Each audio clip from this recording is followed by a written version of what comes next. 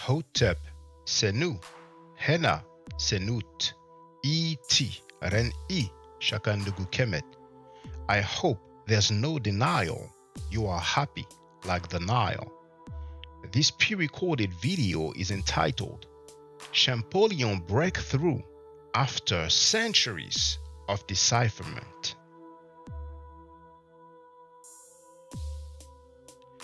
I'm quoting from the book Sacred Signs, Hieroglyphs in Ancient Egypt. I've already shown from pages 107 to pages 109 the different scholars who have worked on the decipherment, leading all the way to Champollion. After Champollion's breakthrough from pages 109 to 110, Dr. Penelope Wilson wrote, "It was a small step, and by itself did not mean that every text could then be transliterated and translated, for as yet no grammatical rules, let alone vocabulary, had been established, though it was a long way away from the Renaissance interpretation of hieroglyphs. Champollion, at this point, still thought that Egyptian was written symbolically for the next step in understanding the language rather than just a few signs or being able to read royal names. Champollion used copies of texts from Abu Simbel with the cartouches of another king, thought to be the famous ruler Ramesses II mentioned in the Bible. Champollion already had the letter sound S, and so to the fox skins he gave the value M. The Sunday sign seemed clear, and Champollion knew that in Coptic the word for sun was Re. So he read the signs as Ramesses. Also, in the cartouche was the name of another god, Amun, with the Kano sign at the end of the cartouche. Champollion guessed that a king was often called beloved of a god. Again, in Coptic, the word for love is Me. Thus, this part of the cartouche would actually mean beloved of Amun, and in essence, the first translation, rather than just rendering the signs, had been achieved. What Champollion had discovered was that Egyptian writing combined signs for sounds with signs for ideas, and he published his result in 1824 in his Précis du système hiéroglyphique, using all the tools at his disposal and treating the text as a language, not just two scripts. Champollion continued to collect texts and work through them, dividing out the word groups and applying each new piece of information as he found it. Though not everyone accepted his discovery at first, the study of Egyptian was spurred on by the Champollion breakthrough. With the recognition of different function for signs, the text on the Rosetta Stone could be divided up into words. The meaning of some words could be guessed by comparison with the Greek text and Coptic words. The grammar of the text could be studied by comparison with Coptic, though there was still some way to go.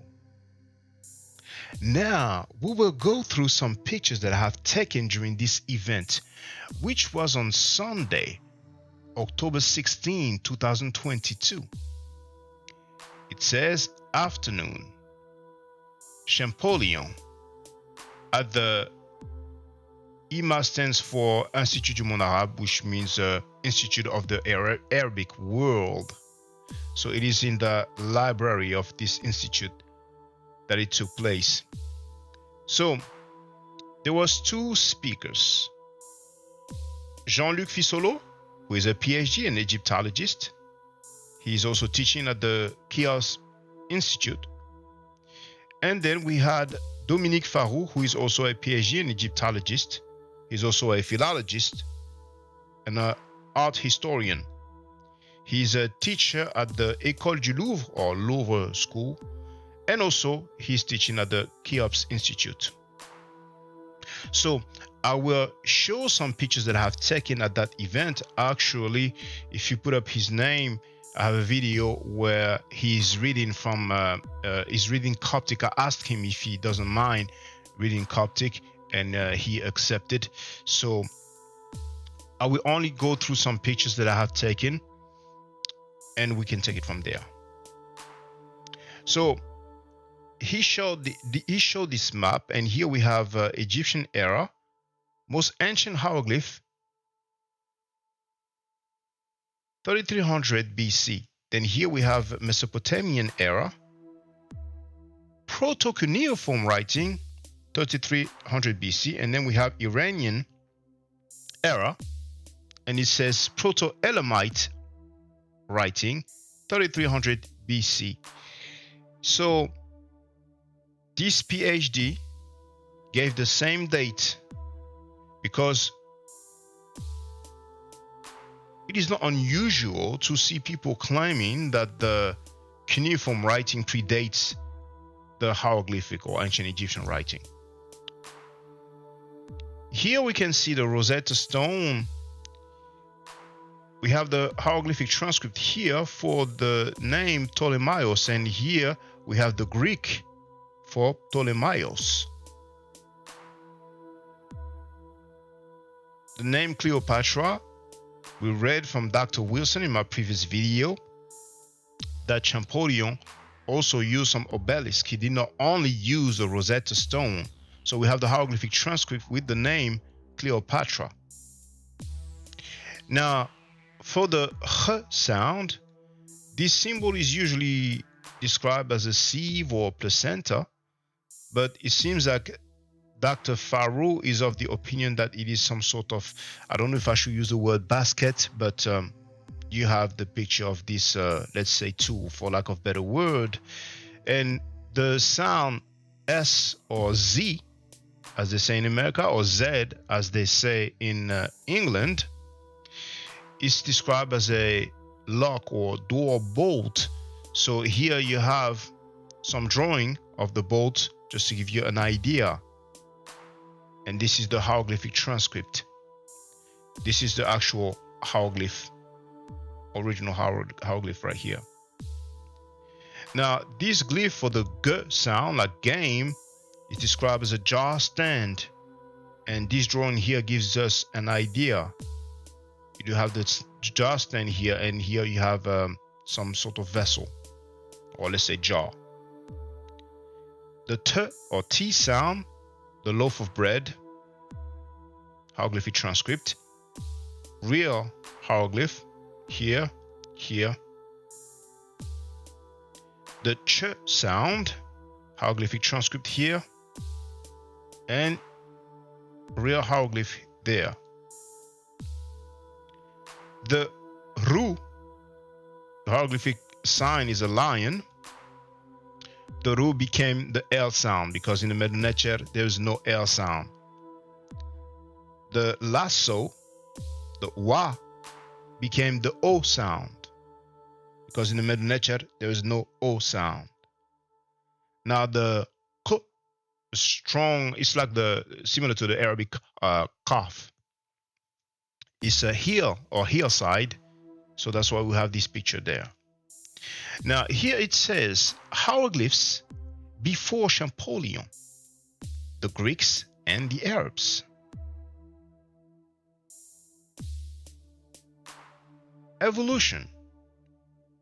It says hieroglyphs, divine writing, text from the pyramid of Unas. Hieratic, administrative writing. This is a papyrus from a Ramesside papyrus from the Louvre Museum. And we have demotic from the 7th century until the 5th century of our era. This papyrus is from the Louvre Museum as well. Then we have the Coptic. This is from the Louvre Museum as well. A few dates. 284, beginning of the Coptic calendar. 313, Milan edit. Now I'm not sure, I don't know if maybe in English you use the word decree, but we have the name Constantine I and Licinus of Nicomedia. I'm not sure if you pronounce it Nicomedia in English, but in French we say Nicomedie.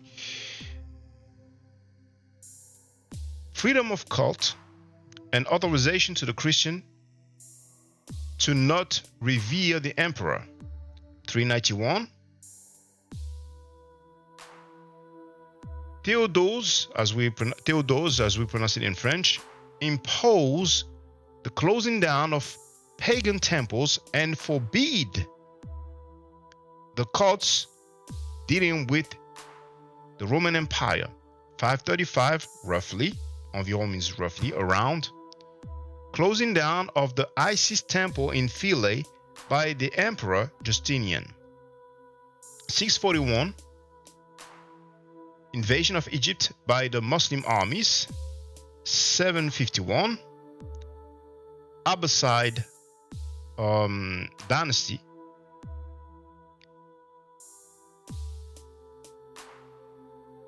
It was forbidden to use the Coptic in official documents. 15th century, under the Mameluke, ethnic cleansing and Coptic disappears as a usual language. And then Renaissance era, discovery of the Rome obelisks. The Coptic language is written with Greek alphabet plus 7 signs derived from Demotic. Decipherment of hieroglyphs. Greeks, Copts, Arabs. So we have a few names. Akhmim, writings about chemistry.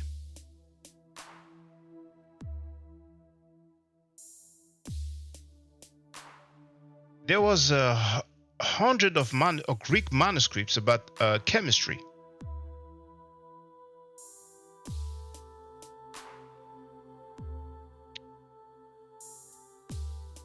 Hermes Trismegistus, that you call Hermes Trismegistus in English. We went from thought thrice great to Hermes Mercury.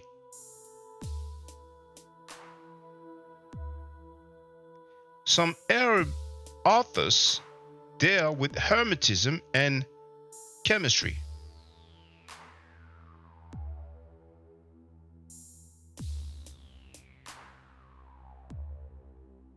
Alchemia, and we have Kemet.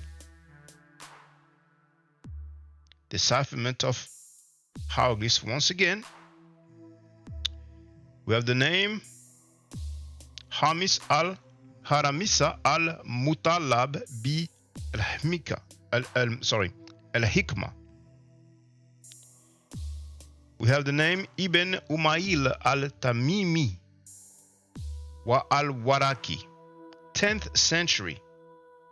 There was an explanation of the meaning of figures written on a table. And it was seen by the author in the hands of Hermes in an Egyptian temple. This is the 13th century. It comes from Kitab al-Akalim al-Saba. This is from the British Library in London. Here you have magical alphabets. It's anonymous, but it is from the 18th century. This is from the National Library or Bibliothèque Nationale de France in Paris.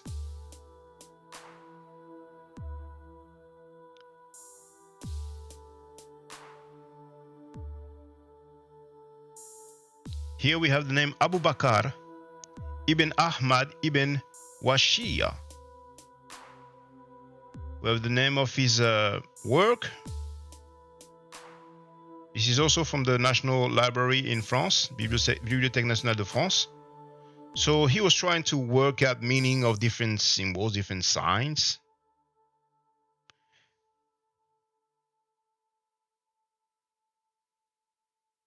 We have a PhD called Okasha N. El Dali, dealing with what we will see here. Another name, Abu al-Qasim Muhammad ibn Ahmad al-Iraqi. Now this is 13th century, dealing with his Kitab al-Akalim al-Sabah. Those are illustrations coming from chemistry treatises that are more ancient. And here we can see his rendering of some hieroglyphs that he has seen.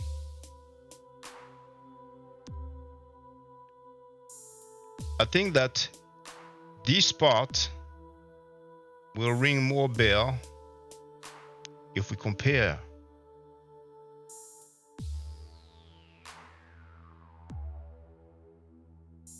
This is an Arab astrologist inside of the temple of Akhmim. It comes from the Bodleian library. Now we have some other work. It's a very long title, Kitab al-Durar, and so on.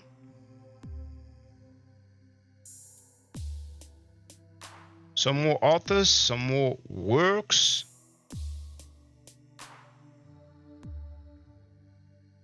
Now this is a personal interrogation, for lack of a better word. This is presenter Dr. Dominique Farou, once again an Egyptologist, who was wondering how come those Muslims were making a apology, for lack of a better word.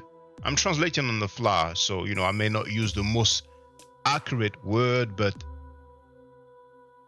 you are free to go to some dictionaries if you prefer. So how come those Muslims are making the apology of a sacred knowledge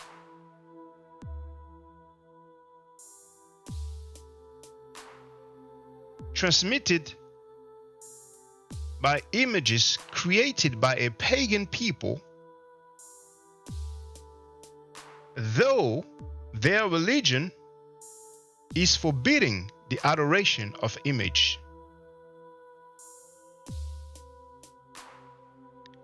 Here it says that the Arabs transmitted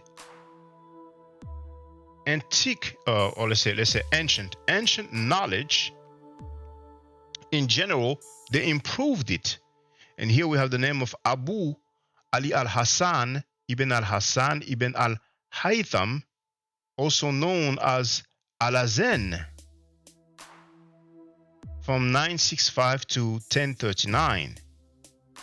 There was a Kitab al-Manazir. It's an optic treaty. And there is a Al-Bait al-Muslim. Now it says Chambre Noire, which translates as a black room. Now it says Perspectiva. I don't know what that stands for.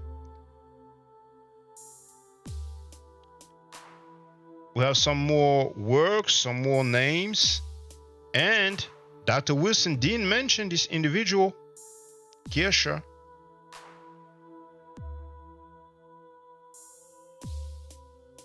This is the first work, European work, dealing with the Coptic language.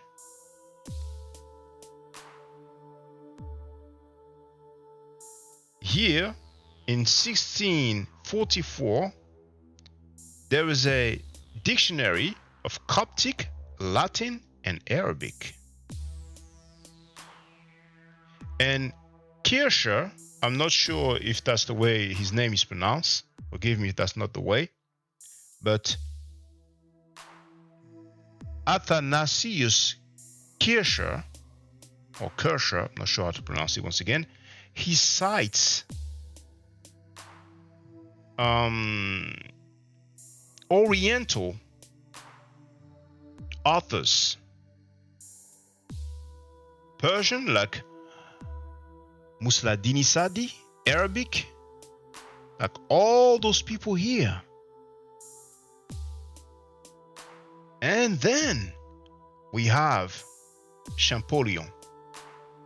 This is a depiction of Champollion on the left and a depiction of his elder brother on the right.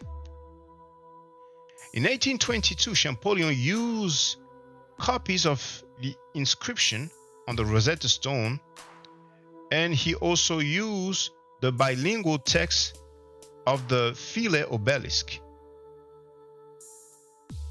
This allowed him to work on names like Cleopatra, which is Cleopatra in English, Ptolemy, which is Ptolemy in English, Alexandre, which is Alexander in English, Berenice, and Caesar. And finally, Champollion's Egyptian dictionary. So you had a even more detailed overview of the different stages, the different attempts of the decipherment of the ancient Egyptian or Medu-Neter. There was also a mention of Horapollo in Dr. Wilson's book. Dr. Farou did show Horapollo, but like I said, I've shown only a few pictures. I did not show the whole pictures. So you have a lot of names, a lot of dates, and I hope that you have a better idea of the different stages. It was a very long process. Thanks for watching.